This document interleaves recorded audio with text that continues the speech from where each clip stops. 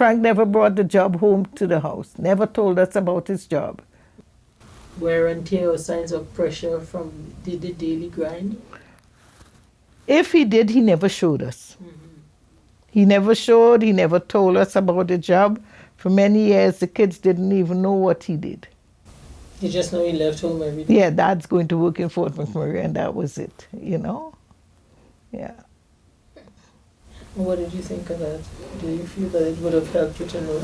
No, I don't think so. At the time, some of the jobs were dangerous, and he felt like keeping it away from me was the better thing to do, so he really didn't discuss it. As they got older, they started asking him questions, and they found out what he was all about and doing and stuff like that. And you know, they were curious to know why he didn't share it with them. But he said the job was so rough and scary to him that he didn't want to pass that fear on to us. Even me, he never told. Yes, yeah. Okay. Because he told us, like, you know, he'd be on high tension wires and up high, hundreds of feet in the sky, no straps,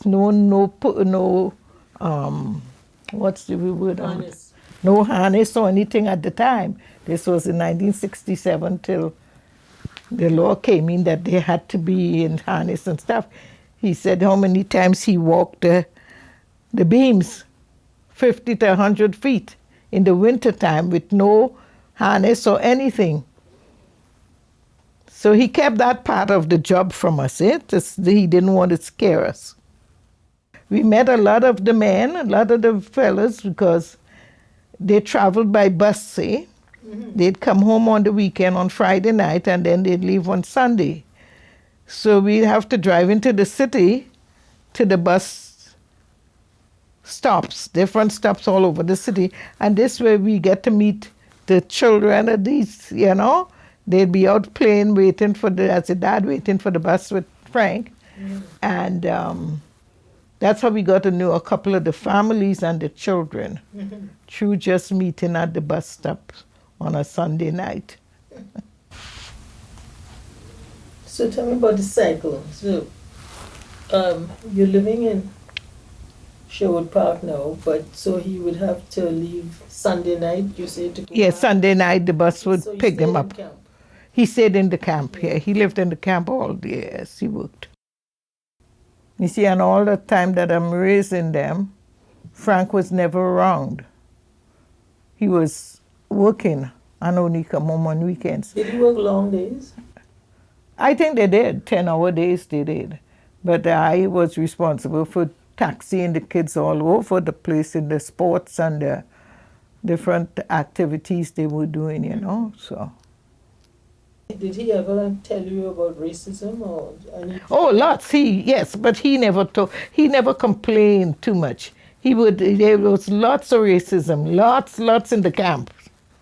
But he just never told us about that part of it. He kept it to himself? Yeah. He didn't want you all to worry? To worry about him, you know, so he just kept it. You never filed any grievances? Oh, he filed grievances. He had fights. He had all kinds of stuff because he wasn't taking anything, you know, from people, eh? Mm-hmm. So, like, you know, he would have fights, he had grievances, but always he had a personality that people love. So there was always some guy who would stand up and say, this is not how it happened.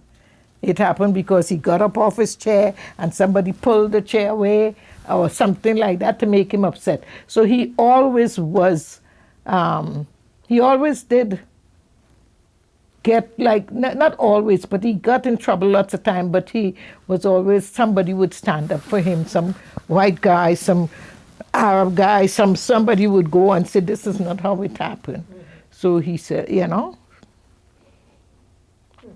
So I think that is one of the reasons, too, he never wanted the children to work in the refineries with him. He saw too much prejudice, you know. Yeah.